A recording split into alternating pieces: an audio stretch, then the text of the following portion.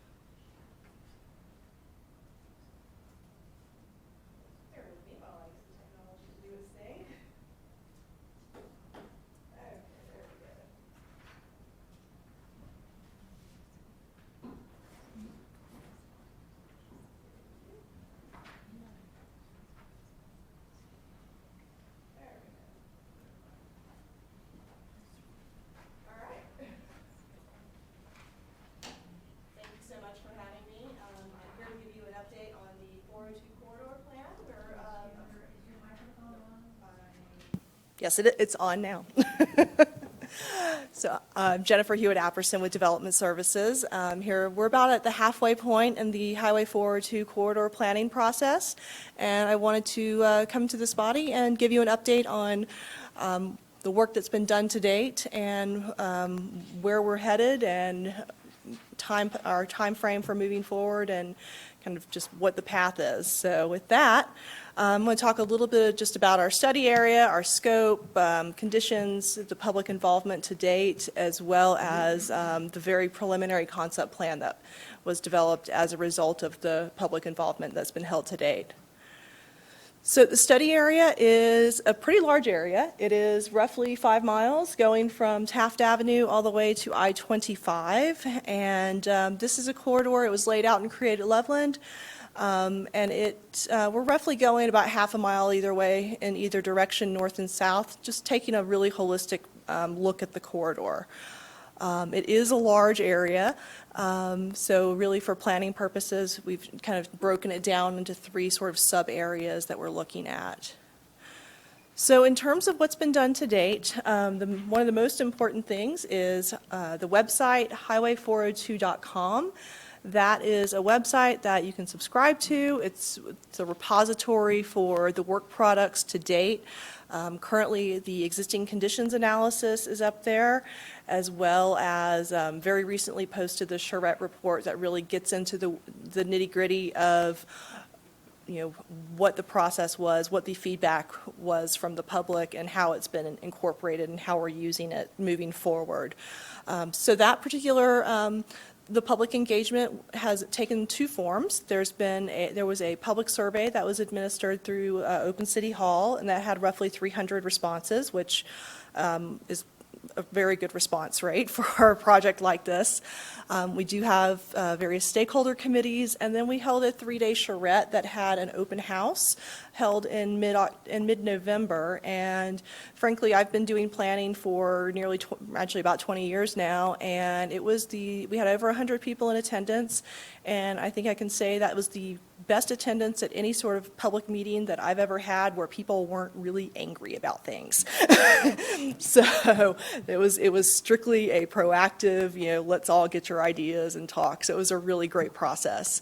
We will be holding another open house sometime this spring, and currently the work that's being done currently is really refining the preliminary concept plan that was developed after the charrette, and really finalizing some of the market analysis and really kind of ground truthing the concept plan and figuring out what's feasible and what's not, and really drilling it down into more detail. And we're looking at this summer having a plan for this body to consider for adoption. So as mentioned, the existing conditions are available on highway402.com. It's a very detailed report. It's roughly 40 pages of lots of data and tables. So the majority of this corridor is unincorporated. It's within the City of Loveland's growth management area, but it is unincorporated Larimer County. And as a result, we felt it was very important to ensure that the county was at the table for this process. Since because this is an unincorporated area for the most part, it was kind of pointless for Loveland to adopt a plan and not have the county on board, because they're receiving proposals, and if something's not eligible for annexation, we may not have much say on it. So the county is looking at also adopting this plan when it is finalized, which is, I think, a pretty great feat of intergovernmental coordination. So in terms of dominant uses, this is, large lot, single family. You've got some old agricultural uses, some undeveloped open space. The Big Thompson River is pretty key, and that was our first big oh boy moment at the beginning of this planning process, or actually about midway back in November, was when the revised floodplain map was released. Because prior to that, the flood zone did not cross 402, and now it pretty much takes out most of the center section of 402. So that presents some challenges, but it also presents some opportunities as well. So you can see this particular map does show the proposed revised floodplain.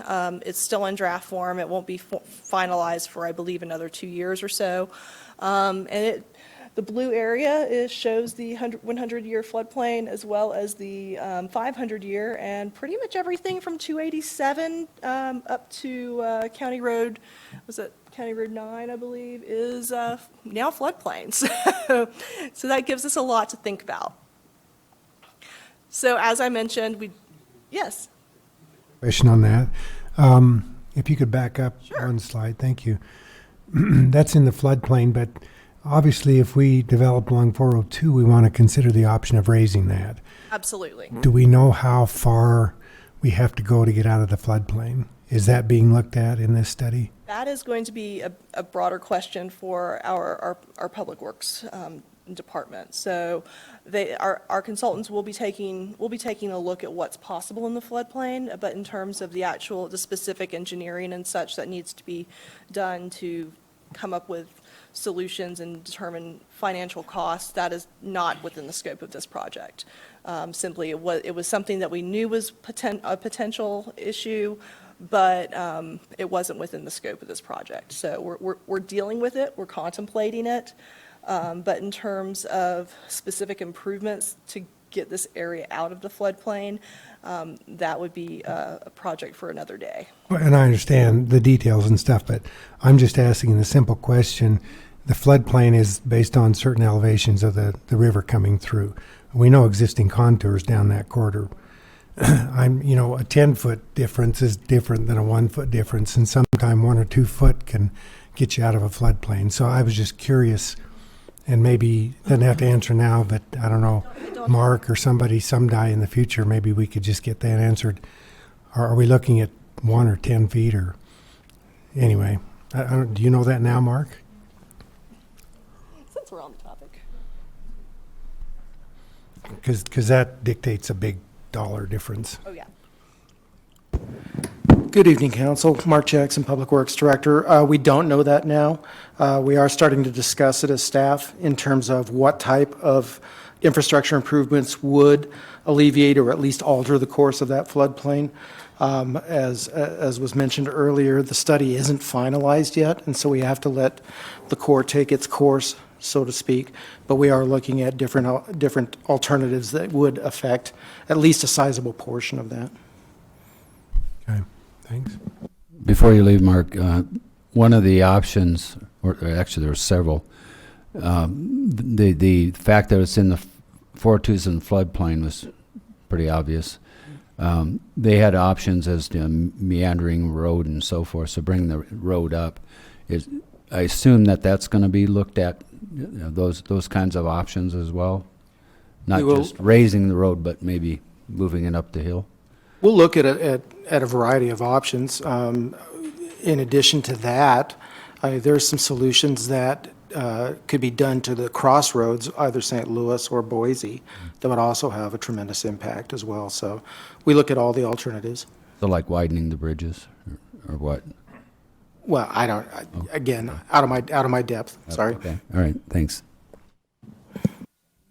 Since we're on that, Jennifer, not to get you ahead in your presentation here, but is because the majority of that is your Zone B of this floodplain area. Did that have, I guess, an impact on the surveying that the preferred land use out there was 25% developed, 75% open space for Zone B?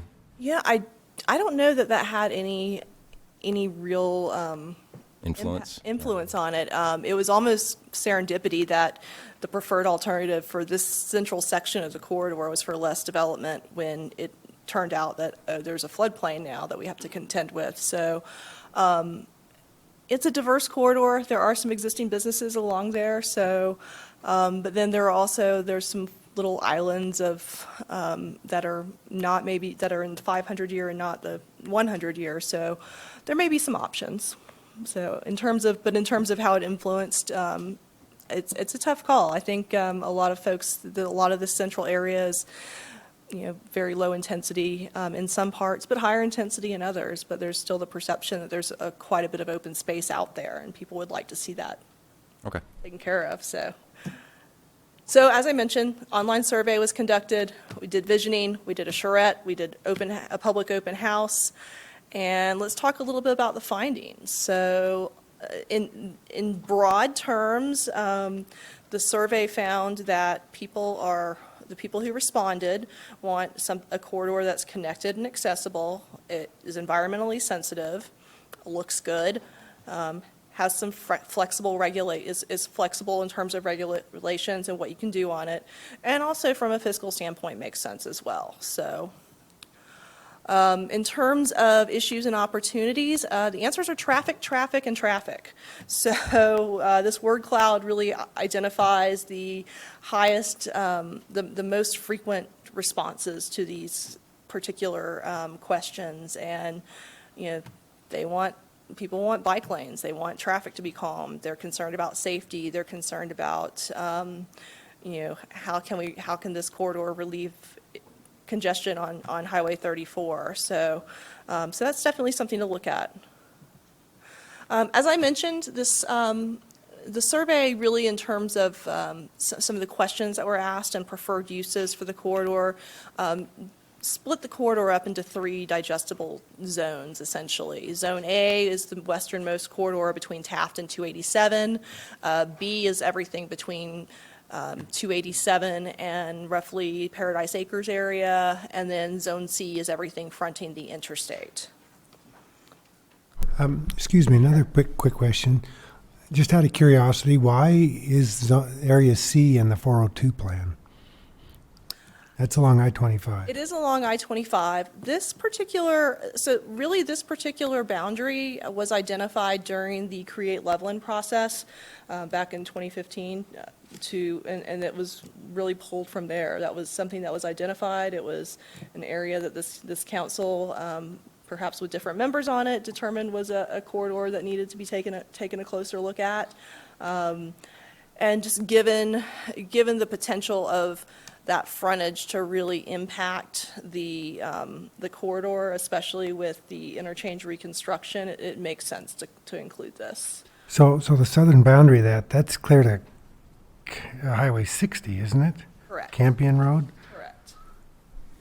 It's a big picture look. And the idea is this, we're looking big picture, we're looking long term. So it gets into maybe not what's feasible in 5 or 10 years, but ultimately how do we want this area to develop? This area is all within Loveland's growth management area. So it has the potential at some point in the future to potentially become part of Loveland. But this is what we're looking at in terms of the study area. So, and with that, I will also make the point as well that one of the other things we're really looking at, especially in that B area, is this corridor is largely designated on the comprehensive plan for employment uses. And so one of the questions is, does that designation make sense? This corridor study is giving us an opportunity to take a harder and closer look at this area than was possible under Create Loveland. And, as as we found last year during the West Creek process and controversy, it really brought to light that some of the uses that are allowed that are allowed under the employment category may not necessarily be compatible with the existing uses on the corridor. So this really gives us an opportunity to take a hard look at that and determine, is this appropriate? If it is appropriate, or is it appropriate with some modifications?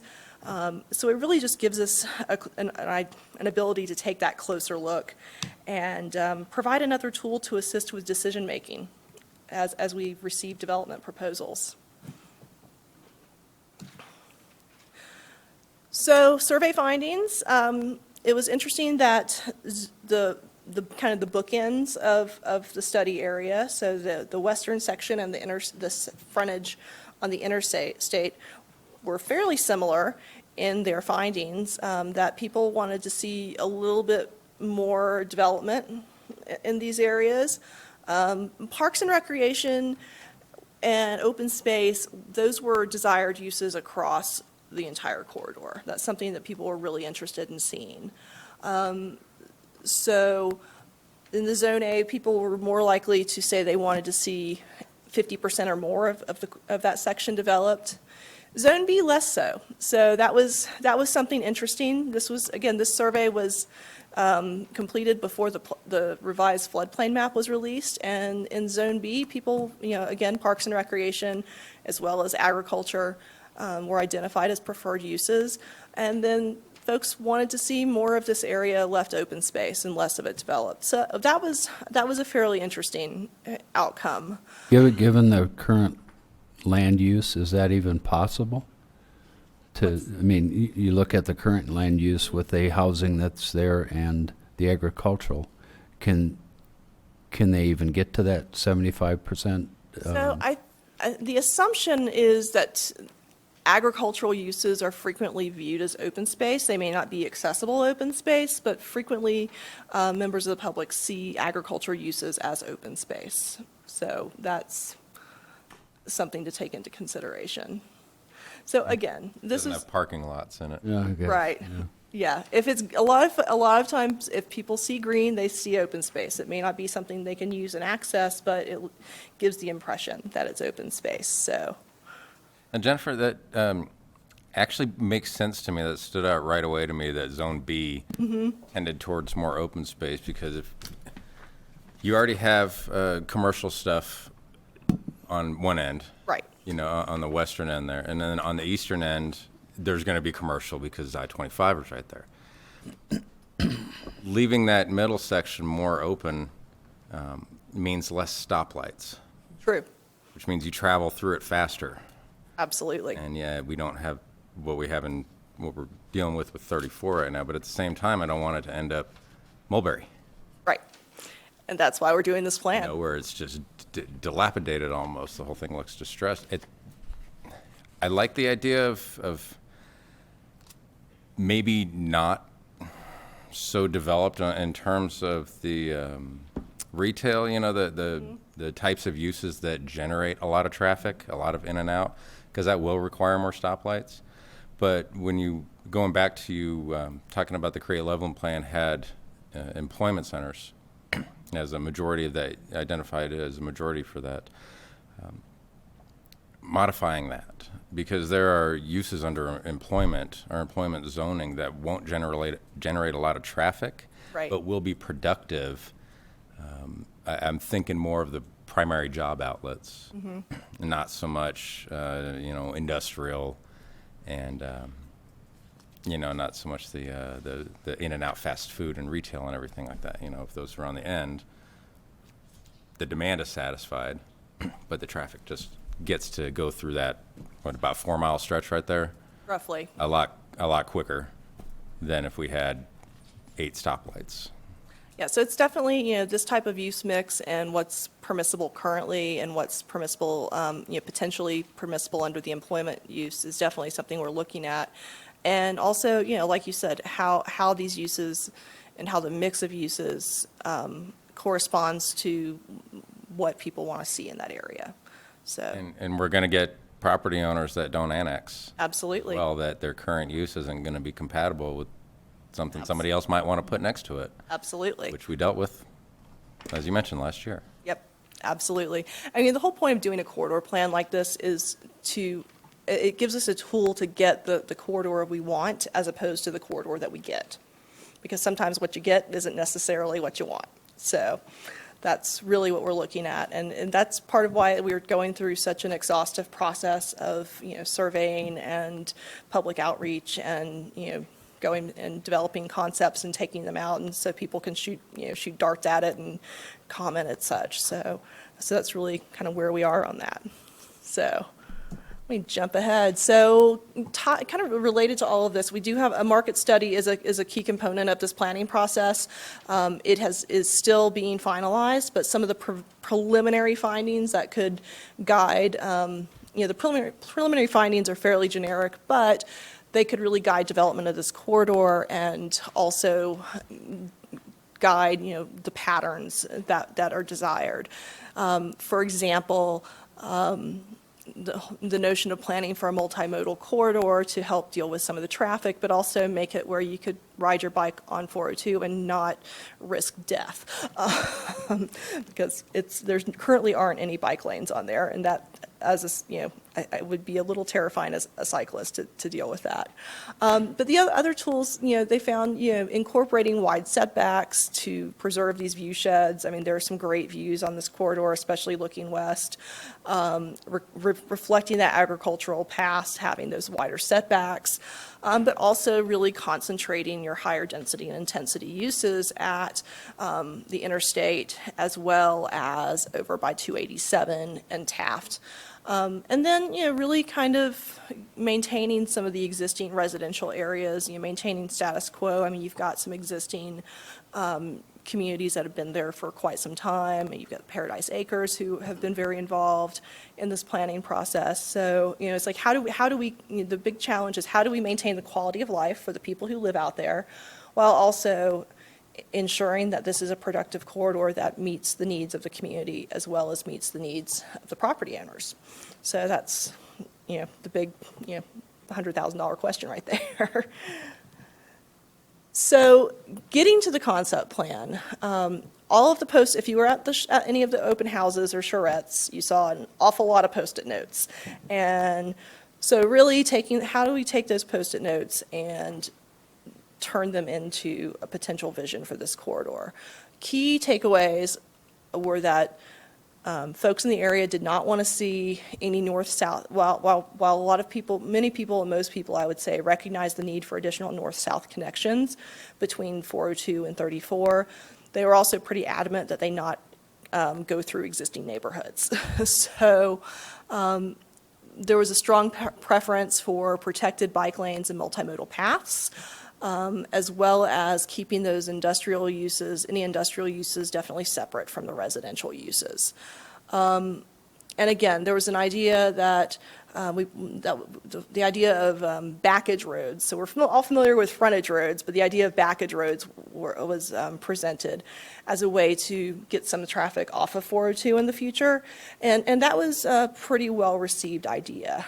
And that we'll get to that when I get to the concept plan. So this is really tiny scale, so you can't really see it, but so I will take it down into each of the chunks. But this just gives you an idea of the work that was done and came out of the charrettes, and it was a pretty fascinating process to watch. So in terms of, I'm going to start from the west and work east, so A to C. So within the western portion of the corridor, the focus really was on infill and redevelopment.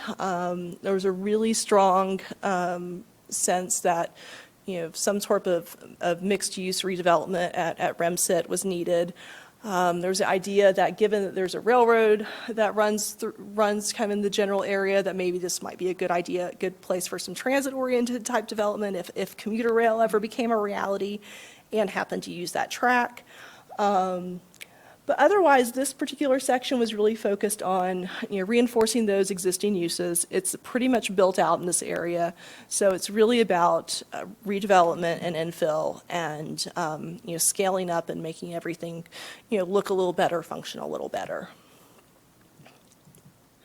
So in the central area, this is where the floodplain really came into play, and there was a thought that, so you have the open space and ag, and that was really kind of left as a, is it agriculture, is it a park? It doesn't really, we can't really say for sure at this point, but it goes back to the whole notion that most people, I think, perceive agriculture as open space, so it is de facto open space. There are some existing industrial uses in this section. It is also in the floodplain now, or potentially, I should say. And there are some little, I alluded to the fact there were some little islands that might be developable because they're not quite in the floodplain. So really, there were some of these areas that were identified as being probably appropriate for some business park type development. The mixed use village you see over there at the, over in the top right section, this should correspond to the approved plan for the Olson Farm. So really so we're also incorporating already approved plans as well. So this is where the backage road idea comes into play. So you have 402 here. So the thought is, as these areas develop, potentially putting some secondary roadways that would give, again, an alternative. So, and this was something that was very favorably received. And there was also the thought of, potentially doing some type of parkway along the river, on the opposite side of the river from where the access points are for recreational uses. And these were favorably received. And so now the challenge for our consulting team is to really vet these ideas out and figure out exactly how feasible they are and what would need to be done in order to accomplish these goals. So closer to the interstate, we're looking at, this area is really most appropriate. This is where we think you're going to see more of your commercial uses, our sales tax generating uses. So we're looking at this area is probably going to be most appropriate for, again, your regional commercial uses, your business park type uses, potentially some higher density residential. So, and again, this area is pretty wide open at this point, but the interchange reconstruction is, I think, going to really change the game for this corridor. So it's important that we really look at this proactively. And with that, next steps, we are in finalizing and getting that draft plan developed, really vetting that concept plan and fleshing it out a little bit more, having a follow-up open house to present the concept plan to the public and give an opportunity for people to spitball it and say, we like this, we don't like that, and this is terrible, what the heck were you thinking here? Hopefully we won't have a lot of that. And then again, summer, we're looking to bring this to you for adoption. With that, there are, yes, sir. No, Richard. I remember distinctly when this was undertaken that there was quite a bit of discussion about oil and gas exploration. Mm-hmm. I didn't hear you say anything about that. Okay, so there are a substantial number of oil and gas wells that are really south of the corridor, primarily operated by one operator. They are at the table. The oil and gas operators have been invited to participate in this process. That is one thing that is definitely being looked at by our team, is ensuring that, looking at how we can, how all the uses can play together. We understand that oil and gas is not going anywhere. It's a huge revenue generator for the state and for this community. So the question is how it can be integrated. But the oil and gas operators in this area have been involved in this process. They've been at the they've been at the various committee meetings, and we've had one-on-one meetings with them as well. So they are definitely stakeholders who are at the table. Steve? You mentioned that this was a good turnout for the charrette And I was there, and it was a great turnout. What, do you have any kind of data on the demographics of who participated in this, as far as whether it's primarily people along the corridor, or what percent of the people were outside the corridor that participated in this? Do you have any data like that? I don't know that I have data from the charrette per se. However, we do have, I believe as part of the existing conditions report and the charrette report, the survey findings, there are demographics as part of that survey. So how do we get that? highway402.com. Okay, thank you. It's on there. Thank you. But my sense from the charrette, though, from the open house especially, is that it was very, it was definitely well represented by people who lived on the corridor. Yeah. So there are a number of related projects that we are working closely with to ensure that everything is developed harmoniously. There aren't any major conflicts going on. CDOT has been at the table with regard to the interchange construction. The flood map revision, again, significantly impacts this corridor, and we are in regular communication with our stormwater engineers about that. And then there's an access control plan that our Public Works Department will be spearheading in collaboration with CDOT. That's beginning pretty soon. I think they just got the notice to proceed on that one. So there are a number of the proverbial balls in the air, and part of this plan is to really, this planning process, I should say, is to really get everyone at the table and ensure that we're all consistent and collaborating. And I think we're doing a really good job of that so far. So with that, here's the project website, and it has every document I've referenced, as well as a few more probably. And if you have any questions, I'm here to answer them, and feel free to contact me if anything comes to mind after this meeting. A question, couple of questions actually. So on your other projects that are going on there, there's also this, I don't know how you say it, idea that CDOT has of the devolution of 402 back to city. So I know those discussions are taking place elsewhere by the powers that be, but that's something that I guess eventually will help or will affect this one way or another.